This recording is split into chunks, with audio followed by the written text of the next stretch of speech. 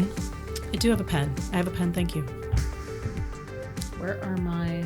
Oh, her pen, by the way, is a Sharpie. And not a thin Sharpie, a thick, regular Sharpie. Well, you always comment on this. Is there something like weird about having a Sharpie? It just takes up a lot of space on a page. And I think it's like one of your cool quirks. Well, I need to be able to see it properly, you know? Okay. I need to see my writing. I always imagined fully. you just thought it was more fun to write with a Sharpie. Like it makes that cool, Like I like the smell. Scratching sound and the smell. And No, I just, I think I'm a person who needs to see a big word on a page. Do you need to get your eyes checked? Maybe. Actually, I've been holding things away from my face really far. Oh, like okay. when I have to give the kids medication or something, like if I'm giving them, children's Motrin, like I have to hold the bottle away from my face to see. So you're it. like far side I guess. I haven't checked my eyes in a long time. So that kind of sounds like maybe I should get my eyes checked, huh? I mean, you're like 8.5 years older than me, and you still don't wear glasses. I am quite old. Yeah, she's 52, everyone. I am 117 years old. Actually, I just blew a bunch of people's minds at... so I've been going to the improv jams at Dad's Garage. Yeah.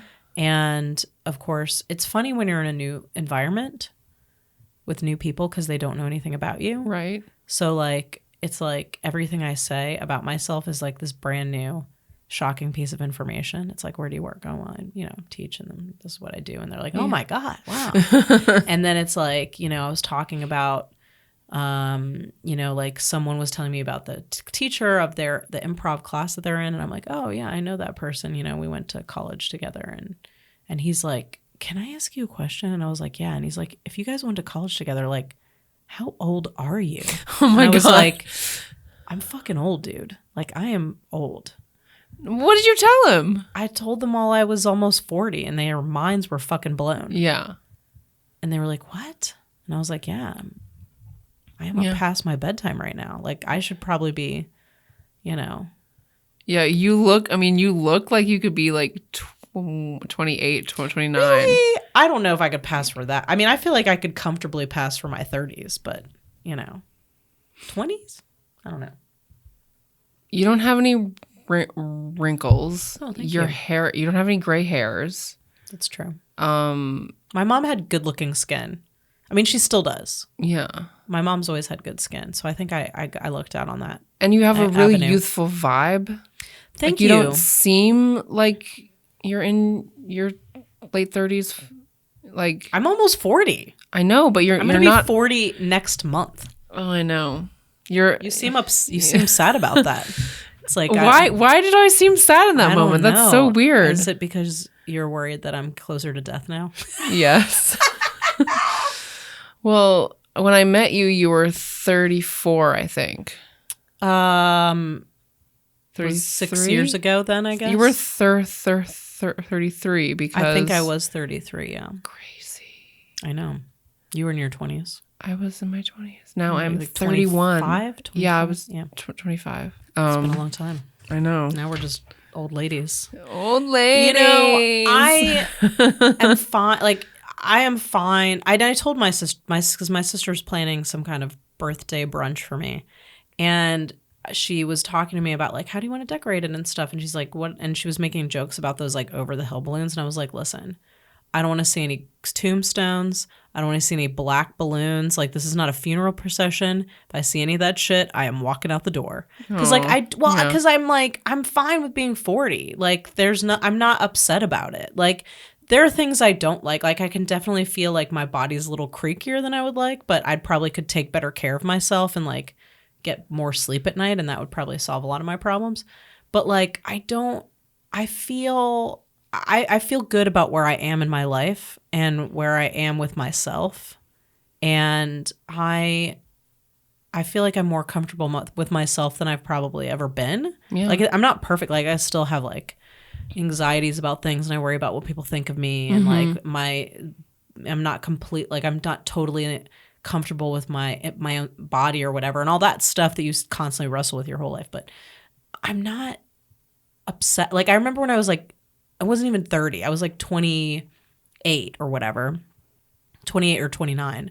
And that 29 was hard for me because I was like, I'm getting older. Like that was when I realized I'm getting older and it's not going to stop, you know? Yeah. And like, I'm kind of not a kid anymore. Like I'm an adult now. Like, yeah. So like that was a hard time, but I don't feel that right now. Like I'm 40 and that's cool. And like, I don't really care what the age, like I feel good about myself and I don't feel like, you know, my life is on the downslide or anything like that. So I'm not, you know, I feel like I want to celebrate. I deserve this. I made it to 40. Yeah. Not everybody gets to do that. Yeah. I deserve this, man. I worked really hard to get here. I worked really hard to get to 40. And I'm so glad you're here. Despite my poor decision making in my 20s, somehow I am still here. Yeah. You know? Yeah. Anyway. Yeah, I had that I mean, because you turned 30. Not this 30. year, but in the recent past. I had I went through when I was 29 what you are going through now, I think, where it was just like I feel really comfortable with myself and my life and I feel like the best I've ever felt. And the year I was 29, I felt like I was already 30. So like when I actually turned 30, it was just like, oh, like I already feel like I'm 30. Like you got to that wisdom sooner. You're like, finally my age has caught up with my soul. I mean, I know and this is not to say that I feel like you seem like an old person, but I've always felt like, even though you and I are essentially like, we're not quite 10 years apart. Yeah, 8.5. Yeah, but we're close. Yeah. But it never felt that way to me. I don't know if it's because my soul's a little bit younger and your soul's a little bit older and we're like meeting somewhere in the middle. We're like 35 years old. Exactly. I just feel like we've always been kind of on the same wavelength in that sense. Yeah. You know? The only thing that's missing is that some of our references or things that we grew up with are a little different. Like, you know, It's missing. How much do you miss it? Welcome to the George Made podcast. Welcome. I'm one of your hosts, Nicole. I'm your other host, Sarah. This is a podcast about a reflection on aging. Reflection on our friendship and aging and death. It's not. It is a podcast about film and filmmaking in Georgia, and so that's. But we do talk about other things, like apparently that I'm turning 40 soon. Yeah, and that we share a soul age. Our souls are the same age. Our souls transcend age numbers. My mom is the only. You continue talking. I'm going to write down a few things that I want to make sure I don't miss when we talk about today's topic. Okay, cool. My mom is the only one who doesn't think I have an old soul. Like, I've gotten that comment my whole life. Like, you're such an old soul. My mom, I've asked her, and she's like, of everyone in our family, you have the newest soul. You think so? I think so. I'm from a family of old souls, so I'm the newest soul in my family. From against Andy, your brother, you think? He's an old soul. Oh, okay. They're all ancient souls. Ancient souls. I'm like in my 40s soul, I think. I've been told I have a young soul. You have a new soul. You don't have a young soul. You have a new soul. This is not brand new. This is your first life. No, it's not. Now, Elliot, my son. Yeah. I know he's only 4, but I feel like he's brand new. Oh, he's brand new. Like Charlotte, her soul might be older than my soul. Mm-hmm. Charlotte has an older soul than you. She might. Lucas has. He is a thoughtful soul. He does have a thoughtful soul. That kid is so like he thinks and feels. Today, you guys, was a moment that will live in infamy in his life. Fucking okay. Listen, you know that Chinese restaurant that became a Korean restaurant that was down the street? Yeah, down the street from us. Yeah. Right? And it had that ice cream shop inside. Maybe. No. Four Summers Gelato. Right? Okay. The kids walk past there every day on the way home from school. And they always ask me for ice cream. But we would like get pizza on Friday night. And then we'd walk over there after pizza and get ice cream. Because they were open late. Right. The Chinese place turned Korean place. It's Gonski, right? Like they shut down. Oh, wow. Months ago. Okay. And another company bought the place, right? And so my son, so the ice cream place, the place that brought that restaurant wants the whole restaurant, including that space that the ice cream shop was occupying. And so they shut down. And so we walked past there today and the kids are like, can we get ice cream? And I was like, not today, but also like they're closed, like they're gone. And Lucas walked up to the store and looked inside and he crumbled. Like his eyes welled up with tears and he was like, come on. No. Yes. And he's like, why'd they have to go and take the ice cream place? And I don't know who they is, but he was very upset about whoever they was. Why did they have to go and take the ice cream place? And like, it just like, he was like salty. He was sour about it it was like an hour later. And I thought he'd completely moved on, and I was like, he had this like really, he gets that serious look on his face where his brow furrows. Yeah, and I was like, buddy, what are you thinking about? And he's like, why did they have to take the ice cream place? Like he was still thinking about it. Thoughtful boy. He is thoughtful. I think he's he's got some life. Yeah, life lived there. All right, you're not a brand new soul. Maybe you're on your second or third life. I feel like at least, right? Yeah. Anyway. So so our topic for this month, and we'll get to it shortly, is the film made in Athens, Georgia. The Spectacular Now. And fireworks go off as I say it. The Spectacular. So that's what we'll be talking about. But before we get into that, what have you been watching, Sarah? Well, I recently watched something that my mom recommended to me, not because she didn't say it was a great film. She said it was an interesting film. Okay. And basically she told me, she was like, are you ever going to watch this? And I was like, probably not. And she was like, okay. And she told me the entire plot, like front to back. Sure. All the little like scenes, like beat by beat, how it ended. And I was really entertained by her telling of it, so much so that I was like, I need to watch this. Yeah. But I didn't get around to it until last week. And it's basically about a woman who's an alcoholic who gets kicked out of her boyfriend's apartment in New York. Anne Hathaway. Right. And she moves back to her small town. Did you say the name of the movie? I'm sorry. Colossal. Okay. Colossal. Sorry. Colossal. Got it. She moves back to her she takes a trip back to her small town where she grew up. I don't know why, maybe because she has a place. It wasn't explained, like why she was there. And she runs into an old friend. Okay. And this is sounding a lot like Sweet Home Alabama, right? Like or a little bit like big city girl goes to the small town and meets Rachel the boy. Getting Married or something. It has a bit. Yeah.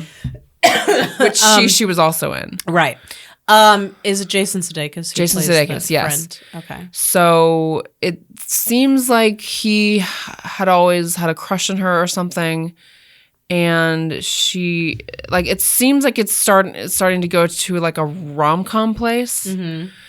And then it goes to like a sci-fi place where basically Anne Hathaway discovers that there's like a giant monster that's in Seoul, South Korea. Okay. And like a kaiju kind of monster, like a Godzilla. And basically when she goes into a playground in this small town, her monster appears in Seoul. So like when she moves, when she like waves her arms in this playground, she's standing, the monster is standing in Seoul waving its arms. So they're linked? They're linked. Is this a metaphor for alcoholism? Or I have no idea, but basically what in flashbacks it shows that, well first let me also get to the part where Jason Sudeikis goes from being nice guy to evil asshole. I'm sorry, what? Like his character does a complete 180. Does it make sense? It doesn't make sense. basically like. So did you like this movie? It was interesting. I didn't think it was great, but it was like entertaining just because it was like a head scratcher. Like what does this fucking mean? Okay.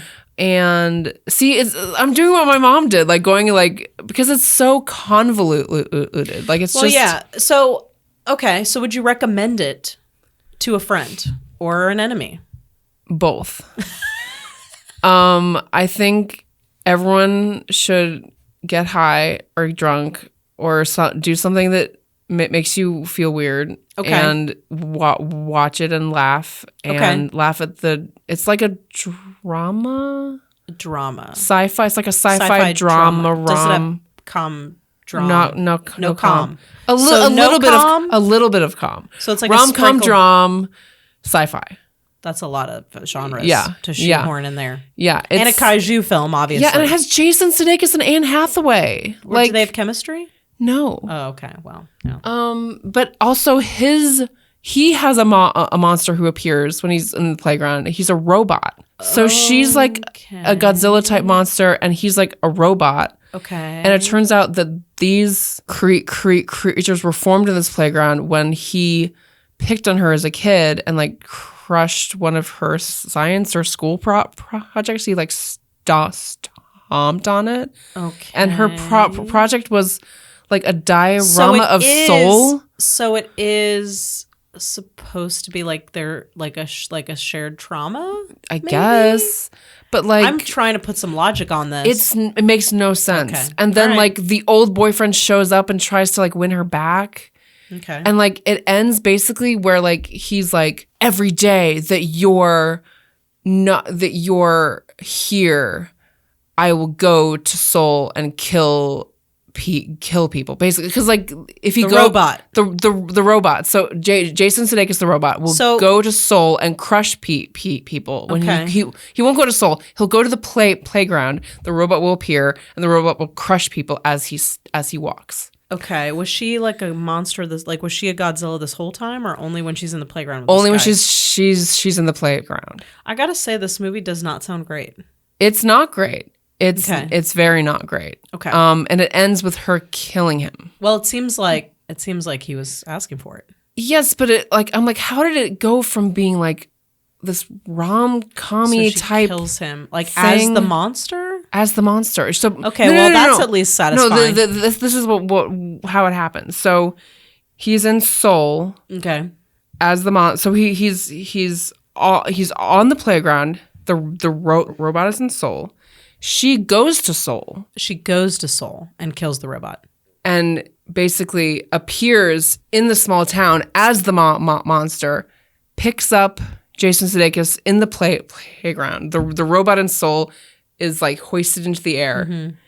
And she, as the monster in the small town, flings Jason Sudeikis as far away as possible. And then both the robot is flung from Seoul and Jason Sudeikis is flung in the small town. And he ostensibly dies. That's how it ends. Like the movie just like ends. Okay.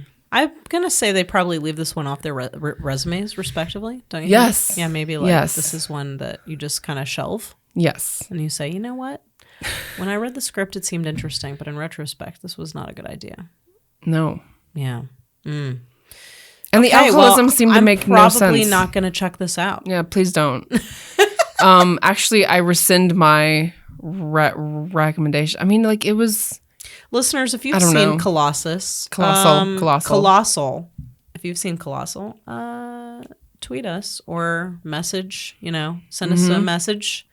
Hashtag Colossal waste of time. Hashtag Colossal waste of time. And let us know, can you make heads or tails of this movie? Please help me. I can't stop thinking about it. So I've been watching some things. Okay. I thought I would follow up with some, because on our last show we talked about my daughter Charlotte, who's 9, and how she really wants to watch horror movies, right? Mm-hmm. So we actually had finished watching Stranger Things, and I was like, whoa, what are we gonna watch next? So what happened was, her and my husband were gone to a pizza place, and I'd put the boys to bed, and I was like, finally I can sit down and watch a good slasher movie, right? Mm-hmm. And not a good one, actually, because I put on Halloween 2, which I don't know if you've ever seen it, but it is not good. It's not a good movie, but it's enjoyable and fun. And I felt like watching it because Halloween, the first one, as I said on the last show, is one of my favorite movies, but I've seen it a bunch of times, and I hadn't seen Halloween 2 in a while. And I've been listening to this podcast by Matt Gorley and Paul Rust, where they are rewatching all the Halloween movies. So I started watching that, and Charlotte came home, and she somehow talked me in to letting her watch Halloween 2. And she loved it. First of all, I had to fast forward through only one scene. Like, it's actually pretty tame compared to other slasher movies. What is the scene? There's a scene where this like nurse and a gross paramedic, creepy paramedic guy, like, you know, like those, I assume it's a tub that you would put patients in to wash them if they soil themselves. Yeah. Well, they turned it into a hot tub and like got in there in the nude and like were making out in the, because it takes place in a hospital, right? Yikes. And then Michael Myers shows up and turns up the heat in the hot tub and like kills the guy, and then he like drowns the woman in the tub. And I was like, all of this is bad. Yeah. So I'm just going to skip over this. So that was the only part I skipped. But Charlotte loved it. I think she was thrilled that she was watching something that was an adult horror movie. She said it was the most exciting movie she's ever seen. Wow. And also she was like, this is my first horror movie. And I was like, oh my God, as a filmmaker and a person, the first horror film you showed her is Halloween 2. No. Which is not a great movie. And she kept asking me stuff like about the movie, and I'm like, just keep in mind, this is not a great movie. Like, she'd ask me like, why is he doing this, or what's that, or what are they talking about? And I'm like, don't think about it too hard. And then also I loved how she was asking me things like about Michael Myers. She's like, why is he always walking so slow? Like, how does he catch them? And I was like, it's just one of those mysteries of slasher movies. The killer always walks too slow and yet somehow catches them. Yeah. So this will always have been her first horror film. I know. She'll be telling this story as an adult. I know. My first horror film was Halloween 2. It should have been Halloween 1. It should have been Halloween 1. Yeah. But that wasn't what I was watching that night. So, you know. Anyway, she enjoyed it. And then now we're watching Lost.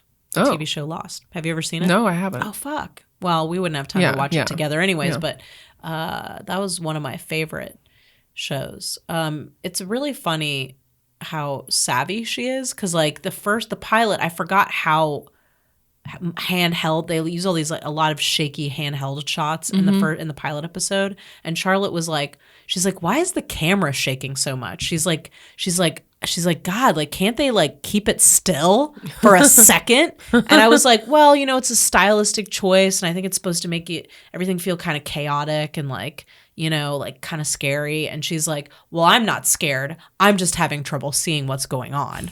That's how I feel about that kind of. Yeah, I couldn't watch that stuff. What's it called? The one with the monster and the town. Cloverfield. I couldn't watch that. Yeah. Like I literally, like, it hurt my head. I realize now that the early 2000s were very like handheld. Was a big fucking choice. Yeah. And I guess it's been a while since I've watched the show, so I was like, oh, but I love it, and it's interesting to see how I'll feel about it now, so many years removed from it. But I was like, Chris and I were like obsessed with Lost. Like, I think Lost is one of the things that brought me to podcasts. Because there was a horror movie podcast I was listening to, rest in peace, Horror Etc., one of my favorite podcasts that is long gone, but I miss it dearly. That was the first podcast I started listening to, and that was about 10 or 11 years ago. And when Lost was on the air, this is when people started podcasting about shows and doing like their theories and like really breaking down every episode in detail. And there was tons of Lost podcasts, and I listened to a bunch of them, and it was such a treat every week to wait. Okay, when are they going to put out their show where they talk about last week's episode? I got to know what they think. You know what I mean? Wow. Okay. Yeah. So I was obsessed. I was going on. I was reading blogs. I was reading theories. It was I was deep. I was deep into it. So and I know the front finale was really controversial, and people were a little iffy on the last season. And I'm interested to see how I feel about it now with so much time removed. But I'm enjoying watching the first season. It's pretty rad. It's a good show. Yeah, my parents watched the whole thing, and I think I was I was definitely not too young, but I was too young to care. I was in high school or something. They just had their 15th anniversary of the pilot, so it's been 15 years. Yeah, so I would have been 16. Yeah. Yeah, you could have watched it. I definitely could have watched it. It's a real puzzle of a show. I think you would enjoy it. Yeah, okay. And it was one of the first shows that really, now nonlinear storytelling is really commonplace, where you're in the present and then you go to a flashback and blah, blah, blah, and you jump through time. That's a thing that's very commonplace in our storytelling, I think, now in television. But at the time, not that flashbacks were never used, but the way they were used in Lost was really unique. And every episode contained these flashbacks where this episode would be about a character going through something in the present, and then you would flash back to their time before they got stranded on the island, and you would find out more information about them that would then kind of change your point of view about what you were seeing in the present. Yeah. And that type of storytelling was, I feel pretty new and I don't want to say revolutionary, because that seems it's not like they fucking invented penicillin or something. But for I feel that was a real big step in terms of the way we look at storytelling now and how it can be done and how flashbacks can be used. And so I'd say you'd probably enjoy watching it just for that. That aspect of it. I think why I initially didn't want to watch it is because the whole premise of being stranded on a desert island, I was I feel that has been done before, but not like this. Not like this, yeah. Not like this. There's so much. There's mystery, and there's a whole world beyond just the island that's part of the story. So I think you would enjoy it. I would say that the stranded on a deserted island part is just that's the tip of the iceberg. Okay. There's a lot underneath the surface, if you know what I'm saying. Okay. Cool. So maybe if you give it a try, we could talk about it. Okay. Sometime. Yeah. Speaking of talking about stuff, that's a terrible segue. Speaking of talking, it's not as if I've been we've been podcasting for 4 years now. We just realized 4 years. Yeah, that's crazy. As of next 2 months from now. Yeah, and as of a month, was it January or February of January 2016? Yeah, January 2016. So, yeah, I mean, obviously, this show has not been on for 4 years. If you want to check out our other show, the Feminine Mistake Podcast, which we did for 3 seasons, that is available. The Feminine Mistake Podcast on all the things, iTunes, Stitcher, whatnot. But and then we've been doing this for the last year. But yeah, that's kind of insane how long we've been podcasting. Yeah. It's shocking. We're not bored yet. No, you might be bored, but you might be bored, listeners. I hope not. Jesus. So shall we talk about today's topic? Yes. Okay, that's a better segue, right? Yeah. Did I save it? Speaking of talking. The Spectacular Now. It's super spectacular. So the Spectacular Now, Sarah picked this show. I put it in your hands this month. Mm-hmm. Filmed in Athens, Georgia by a fellow who grew up in Athens, Georgia. James Ponsoldt. That's right. Sarah, you saw this movie. So tell us a little bit about why. So we were trying to figure out what are we going to watch this month. And then and since I'd picked the last couple movies, I think, I put it to you and tell us why you picked this one. Well, this came out in 2013, and I think I didn't see it until 2015. Okay. And my dad had it because he had heard it was good, because it actually got great buzz at Sundance. Sundance loved this movie.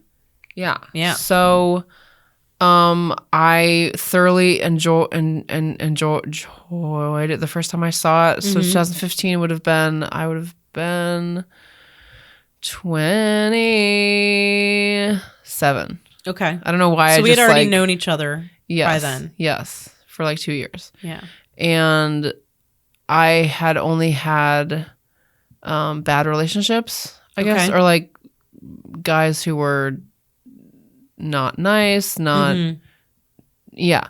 So basically, the main character in this film, Miles Teller, who played by Miles Teller, yes. What's his name? Spencer? I don't know. This was some generic white guy name. Sutter. That's right. Some generic Southern white guy name. Yeah, yes. Exactly. So I kind of had a crush on Miles Teller at the time. I just thought he was very like charismatic and cute and stuff. I mean, you're not wrong.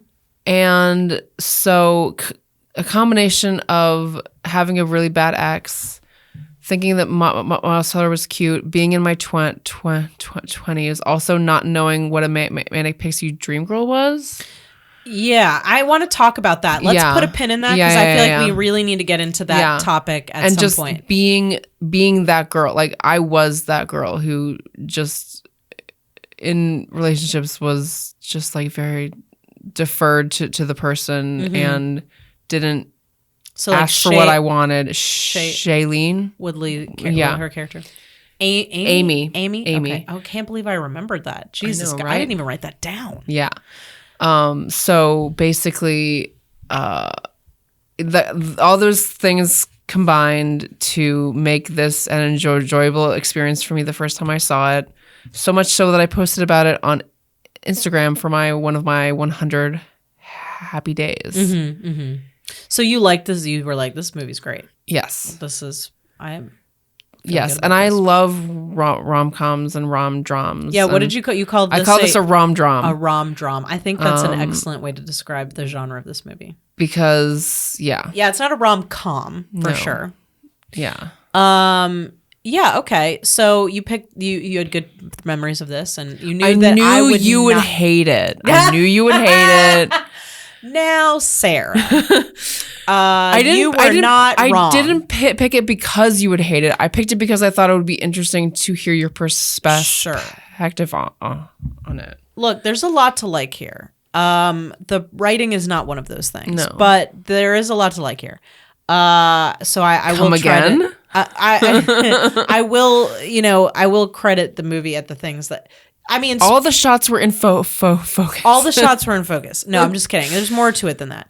I mean, I'm not gonna leave you guys hanging. I did not care for this film experience. No, she did not. And I also, by the way, I also did not this time. So you had a different point. Yes, different feeling. Very different. Very different. So let's get into this, right?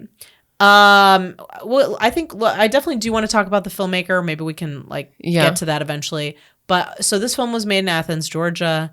And I guess I want to say, I don't know that this, so the influx of film from Hollywood that's come through here, I don't know if you can put it in that category. I think it would have been made here regardless. And I guess we can talk about the filmmaker right now. We're kind of dancing around it. But he grew up in Athens and and what was his name again? James Ponsel. Right. So he grew up in Athens and chose to shoot this movie here because he felt like, even though the book, of course, this is a movie that's based on a book, was not set in Athens, Georgia, he felt like it really spoke to that atmosphere, and he felt like he could really utilize and he shot on his own streets where he was growing up and places that he knew that were part of the landscape of his growing up, and I think that shows in the movie. I definitely think of the films that we've watched, I do think the environment was used. Yeah. You can tell that the person who shot this movie knew where these places were.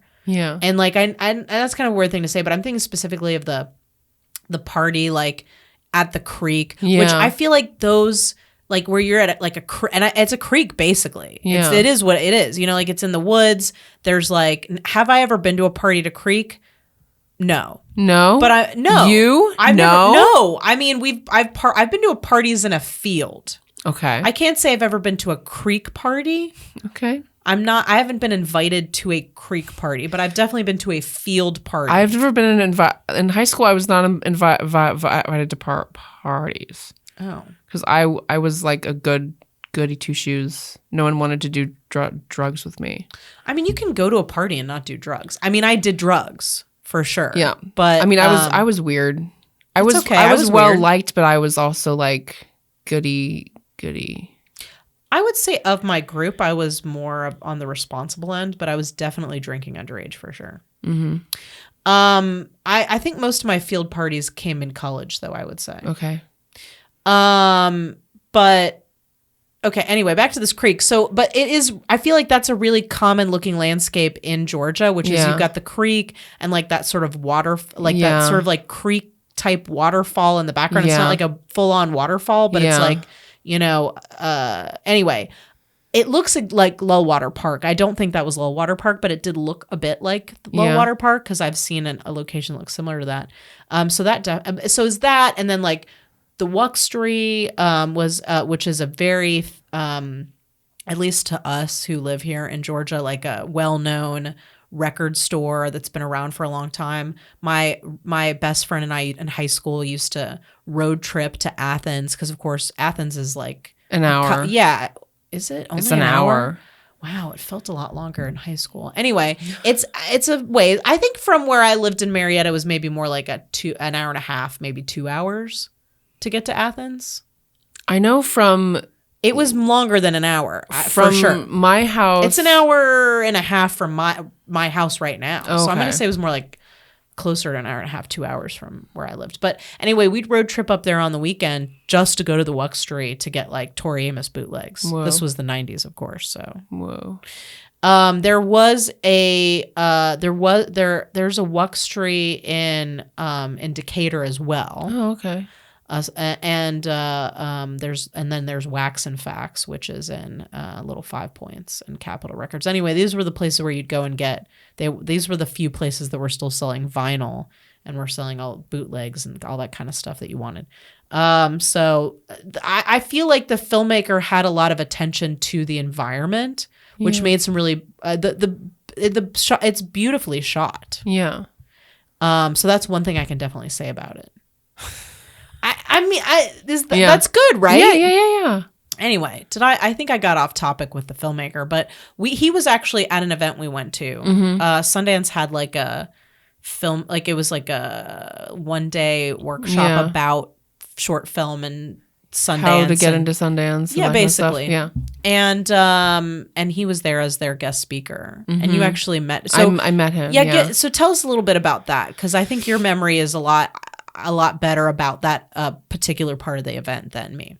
There wasn't a line to meet him, but there were definitely people around him and people trying to take turns talking to him and stuff. Mm-hmm. And I met him and it was not very memorable. Sure. Like, well, what can you say, But I guess you had seen the movie, so it makes sense that so I was like, I liked your film. Yeah. Like, nice to meet you. I was like, I don't know who you are. I know we talked about more. I know we talked for like 2 or 3 minutes. I literally don't remember. Do you remember what he said during the panel? I know. I don't remember. God, fuck. What is wrong with us? I know How I took are our notes. brains not working? I don't know.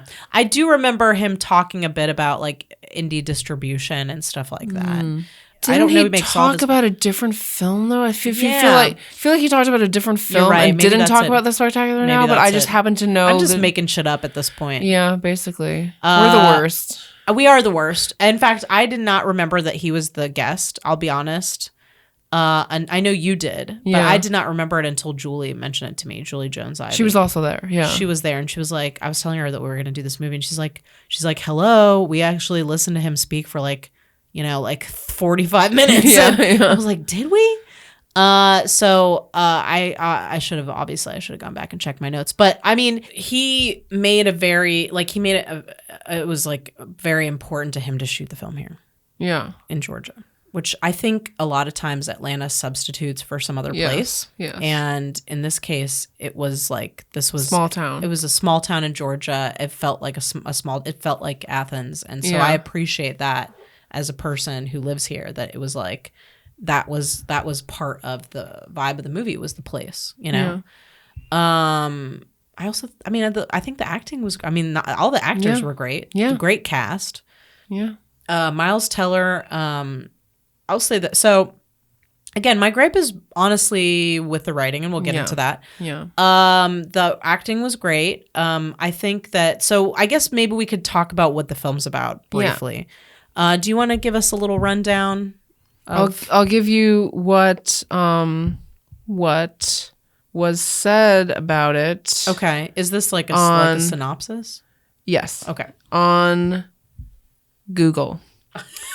The almighty Google. Sutter, a popular party animal. Is he popular? I'm going to debate that. But please continue. Unexpectedly meets the introverted Amy after waking up on a stranger's lawn. As Sutter deals with the problems in his life and Amy plans for her future beyond school, an unexpected romance blossoms between them. Yeah, I guess that's fair. So Sutter, played by Miles Teller, is like, is he popular? He doesn't seem No, he popular. seems like just like one of those weird party guys. Yeah. Like one of those guys that gets too drunk at the party. And everyone's like, oh, it kind of feels bad for them, Right. Like he's fun for like the first hour, but then he gets way too hammered for like an 18-year-old. And you're just like, I just feel weird now. Yeah. So I guess maybe he was supposed to be popular. I felt like, I don't know. He just seemed like a party dude. Yeah. Anyway, so Sutter's a party dude. I would put him in the category of privileged. Yes. Although, he's got a single mom. He doesn't seem like he has a sister, but she's played by Mary Elizabeth Winstead, who's now out of the house. Yeah. Who has this big fucking fancy Southern house with her big fancy pants husband and friends. Mom's working the late shift as a nurse. Well, I guess we'll get into her in a minute. And he's just fucking off his way through life. Yeah. Drinking during the day. Bob Odenkirk is in this movie. Yeah. He's his boss at the suit and shirt and tie. A suit and shirt place. Where he hands out starched shirts to other men. Yeah. While he drinks from his flask. The flask is like the third main character in this film. Oh yeah, the flask had top billing with everyone else, or the cup, like the 7-Eleven cup that he's just drinking like whiskey or whatever out of. All day. Like he just must constantly smell like booze. Yes. Anyway, he's clearly got an alcohol problem. Yes. He's recently broke up with his girlfriend, played by Brie Larson. I know, this movie is full of like great people. I feel like every 5 minutes I was like, Sarah, Brie Larson is in this movie. Or like I'd be like, Jennifer Jason Leigh is in this movie, So there's like a pretty impressive cast. Yeah. So he's broken up with his girlfriend. She's trying to move on. And then after a night of drunken dumbassery, I assumed he passed out on her lawn. Yeah. Was it not her lawn? No, she was on a paper route. She's on the paper route. She's on her mom's paper route. And that was one of the first things they talked about, was how unfair they feel about their moms and how here's a good time to bring this up. Yeah. So moms suck in this movie. Moms are just shit. They don't hate their moms. They both have serious issues with their moms. Everything is their mom's fault. Yes. Here's a couple things what problem one I have with this movie. The mothers in this movie and the women in general, I'm just going to throw that out there. None of them have like a life or characters, even Amy. Yeah. They don't have like a life or personality outside of what their relationship is to honestly to Sutter. Yeah. His mom, to me, is a hardworking woman who's out there busting her ass every night. Like, yeah, she says some shitty things to him in the first scene. Yeah. That's like where she, in retrospect, they're not that shitty. Because she basically says, you're just like your father. And like, she's not wrong. Yeah. All he's doing is fucking off and drinking and partying. And he doesn't have any like life goals or anything. And she's like working late every night. Yeah. What is he doing? Yeah. And then at the end when she's like, you're nothing like him, I'm like, And then so her mom is has a paper route. and pays her, but doesn't pay the bills. Doesn't pay her bills. Or something with bills. So it seems like Amy's got to take over the... First of all, I didn't realize that adults had paper routes. Yeah, that was news to me. That was news to me. Yeah. But I guess maybe kids don't do the paper route thing anymore. No, because kids aren't even allowed outside without a parent alone anymore. I mean, they're all making their money off of Bitcoin at this point, right? Yes, they are. So she's got her mom's paper route. Here's one of the things that bugged me the most about this movie. Not once do we ever see her mom. No. We don't meet her.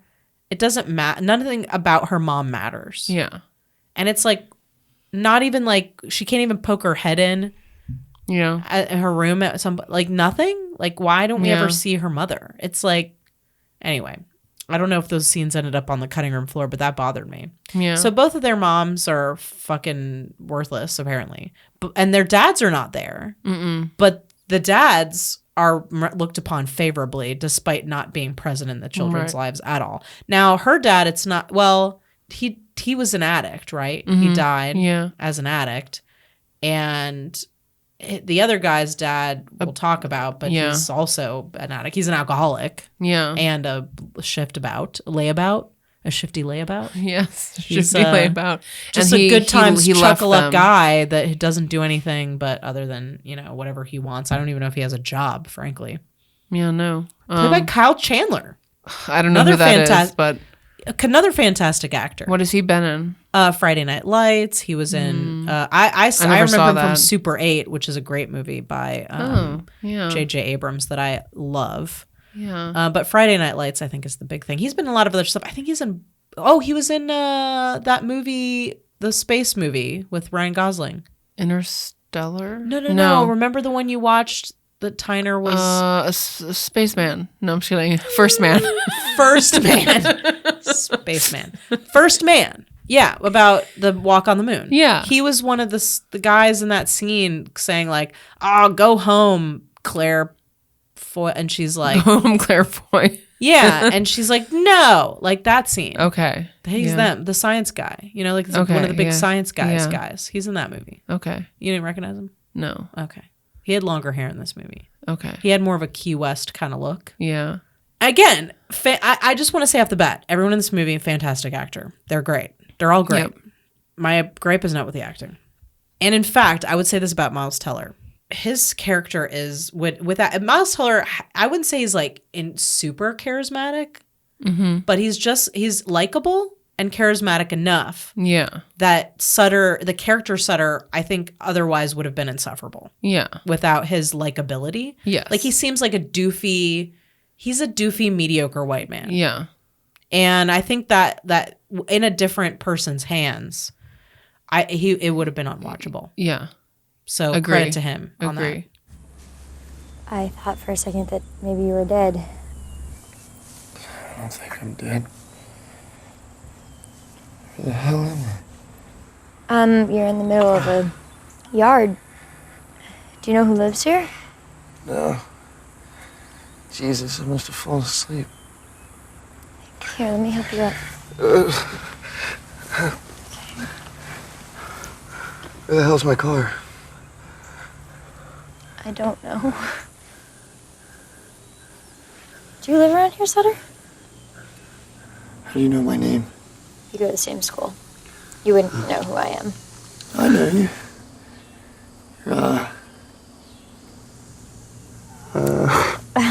I'm Amy. Amy Finnicky. That's what I was going to say. Nice to meet you, Amy. Okay, so that's going to be our stopping point for this week's discussion on the Spectacular Now Jazz Hands. Jazz Hands. I'm not sure where the stopping point's going to be, but it will feel spectacular. It'll feel right. It'll feel right. Just like your first time. Oof. When you tell someone you're going to take your shirt off. Right. And then you ask them to take their shirt off. There's something weird about that. Yeah.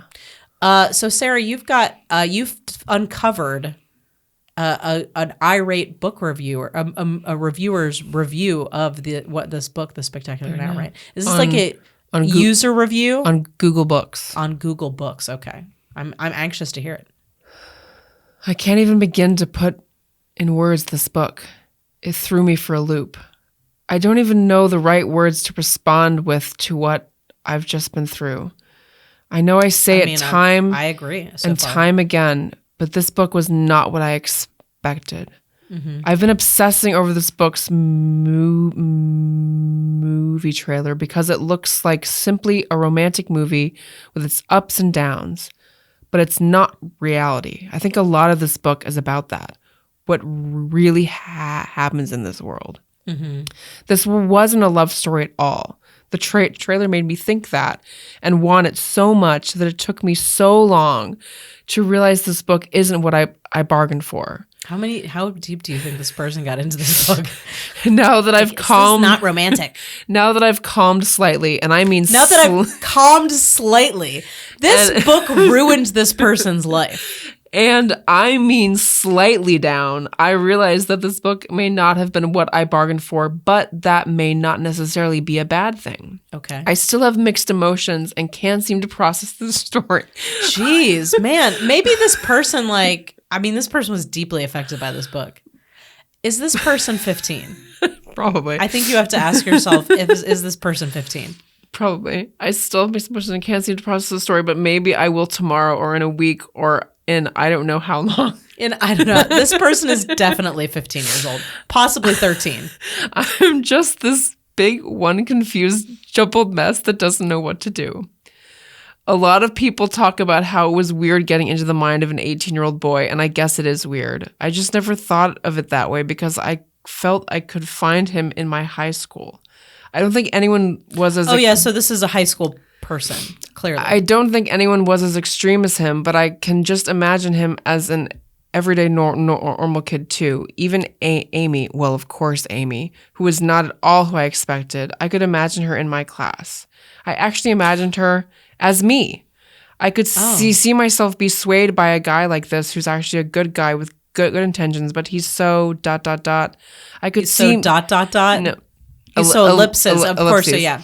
So I could, no, for sure. He's ... all over the place. I could see me in her, the nerdy glasses wearing social awkward girl that no one notices. It was heartbreaking to feel that for her. For those who read The Spectacular Now, can we please talk about this ending? If anyone's read the book, message me on Goodreads or something because I need some closure here.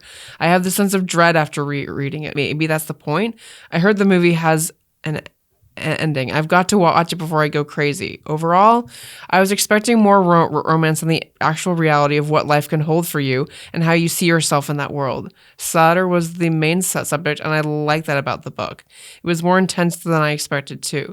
This is a book that you either love it or it has you searching for answers. 3 stars. Out of how many stars? Is how many stars? 5. Oh, wow. Okay. So it wasn't like a 5-star rating. No, it was like a 3. I'm gonna give it a 3. Wow, that person went through an experience. Yes. I feel like I want to find that person, right, and hug them. Maybe, yeah. Like it's I okay. It's just a okay. book. No, but also it's okay. Those men do exist, and girl, you need to stay away from them. Yeah. Do not get involved. Wow, that was. I'm sorry. That was more. No, that was like an interesting look. You know, it's funny. This was something. I think we're gonna get into the original ending of the book in the next episode.